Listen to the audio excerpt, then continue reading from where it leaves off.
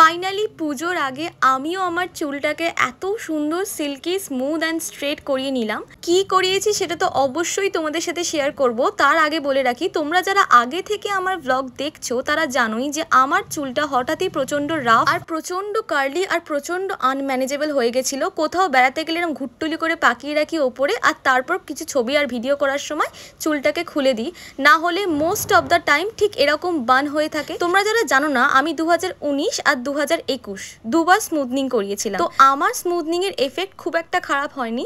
অনেকেই বলে স্মুথনিং করলে চুল পড়ে যায় বা চুলে ক্ষতি হয়। হ্যাঁ, ডেফিনেটলি চুলে হিট গেলে বা কেমিক্যাল ইউজ হলে চুলের তো ক্ষতি হবেই, বাট আমার পার্সোনালি সেরকম কোনো ক্ষতি কখনোই হয়নি। যেহেতু আমি আগেও দুবার করিয়েছি, তখন আমার চুলটা অনেকটা ছোট ছিল, বাট এবারে কিন্তু আমি চুল একদমই কাটিনি, আমি চুলটা বাড়ানোর সিদ্ধান্ত নিয়েছি। দিদির বিয়েতে এরম নিচের দিকে একটা ব্লন্ড হেয়ার কালার করার পর থেকে আমার চুলটা পুরো পাকিয়ে গেছে গন্ডগোল। যেটুকু হেয়ার কালার করেছিলাম সেইটুকু এতটাই পাতলা হয়ে গেছে যে আমাকে এই সিদ্ধান্তটা নিতেই হলো। তোমরা হয়তো জানোই যে স্মুথনিং করতে অনেক টাইম লাগে, তাই আমি একদম সকাল সকাল মানে ওই যখন পার্লার খোলে 12টার সময় পৌঁছে গেছিলাম পার্লারে। আমি এখানে করিয়েছিলাম লরিয়ালের স্মুথনিং, আর এখানে ফার্স্টে আমার চুলটাকে ভালো করে শ্যাম্পু করে এখানে ভালো করে ব্লো ড্রাই করে নেওয়া হচ্ছে। এই স্মুথনিং প্রসেসটা অনেকটা বড়, মানে অনেক সময় সাপেক্ষ আর অনেক ধৈর্যের সাথে করতে হয়। তো তোমরা যে পার্লার থেকেই করো খুব মানে ভেবে চিনতে পার্লার চুজ করো অ্যান্ড প্রফেশনালের হাতেই করো, আমি এটা বলবো। কারণ আমার পরিচিত অনেকের আনপ্রফেশনালের কাছ থেকে স্মুথনিং করিয়ে চুল পুরো নষ্ট হয়ে গেছে। কতটা হিট ইউজ করতে হয় বা কতটা প্রোডাক্ট ইউজ করতে হয়, যার কাছ থেকেই করো সে তার যেন ভালো নলেজ থাকে। আর সব থেকে বড় কথা, তুমি যে হেয়ারের নিজের জন্য স্মুথনিং, স্ট্রেটনিং বা যে কোনো ট্রিটমেন্ট নিচ্ছ, তার আগে অবশ্যই কারোর থেকে সাজেশন নিও যে তোমার চুলে সেই জিনিসটা শ্যুট করবে কিনা। এটাও একটা বড় ব্যাপার থাকে। আমি এখানে নিজে নিজে ডিসিশনটা নিতে পেরেছি, তার একটাই কারণ হচ্ছে আমি আগেও দুবার করিয়েছি আর আমার এই জিনিসটা শ্যুট করে, বাট আমার বোনের কিন্তু অতটাও ভালো শ্যুট করে না, তাই আমার বোন এই ডিসিশনটা নেয়নি আমার মতো। এখন তো হেয়ারের অনেক রকম ট্রিটমেন্ট চলে এসেছে, যেমন ন্যানোপ্লাস্টিয়া, বোটক্স।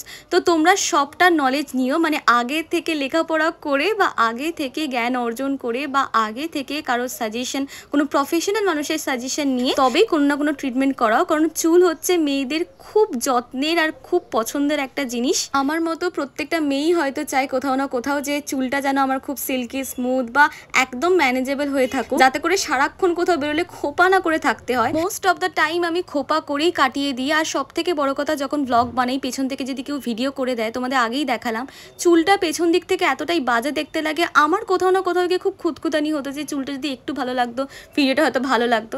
আমি জানি হয়তো অনেকের কাছে এইসব ছোটোখাটো জিনিস ম্যাটার করে না, এটা একান্তই আমার ব্যক্তিগত একটা ইচ্ছা, তাই আমি এটাকে পূরণ করেছি। তো কেউ করছে বলেই তোমাকে করতে হবে এমনটা একদমই না। যদি প্রয়োজন হয় অবশ্যই করাও, যদি ইচ্ছা করে অবশ্যই করাও, তবে আগে থেকে একটু জেনে নিয়ে তারপরই করাও। আমি চাই না আমার থেকে ইনফ্লুয়েন্স হয়ে কেউ চলে যাক স্মুথনিং করাতে আর তার চুলটা পরে খারাপ হয়ে যাক, আমি এটা একদমই চাই না। তাই 100 বার বলছি, আগে রিসার্চ করে নিও চুলে কিছু করানোর আগে। যাই হোক, তোমাদেরকে আরেকটা জিনিসও আমার বলার আছে, সেটা হচ্ছে দিদিভাইয়ের বিয়ের সময় আমি কোনোদিন হেনা করিনি। তোমরা জানোই হেনা আমি দিদিভাইয়ের বিয়ের পর করেছিলাম। জীবনের প্রথম হেনা আমি মার্চ মাসের পর করেইছিলাম। এইটা বলার একটা কারণ হচ্ছে, দিদিভাইয়ের বিয়ের সময় অবধি মানে মার্চ মাস অবধি আমার চুলটা কিন্তু ঠিকই ছিল। তারপর আমি বার্গান্ডি কালারের একটা হেনা কিনে, মানে লোকাল স্টোর থেকে, তোমরা দেখেইছো আমার ব্লগে, আমি একটা হেনা কিনে করতে শুরু করি, অ্যান্ড তারপরেই হয়ে যায় গন্ডগোল।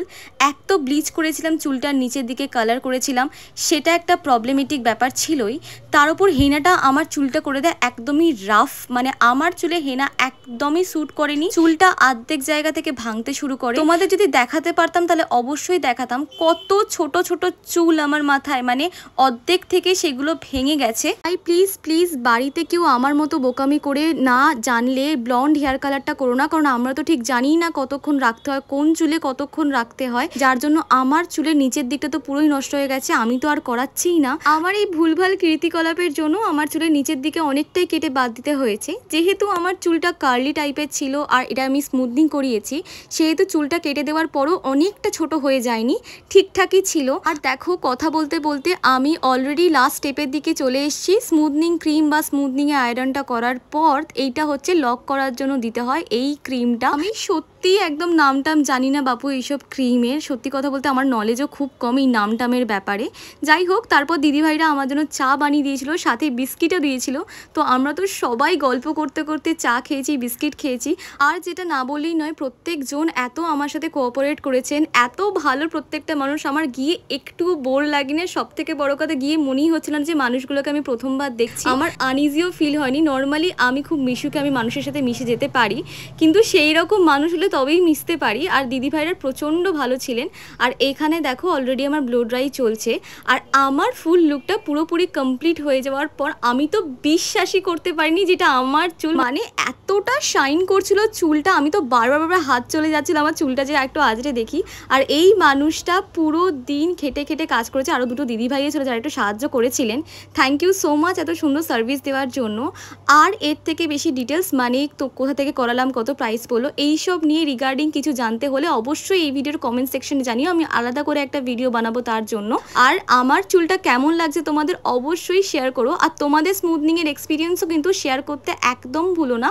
রাত্রিবেলা বনু ডিনারে ছিল বিরিয়ানি, কিন্তু আমি একটুখানি খাবো, কারণ আমি বেশি একদমই খাবো না। আর একটা বিরিয়ানি আমাদের দুজনের জন্য এনাফ।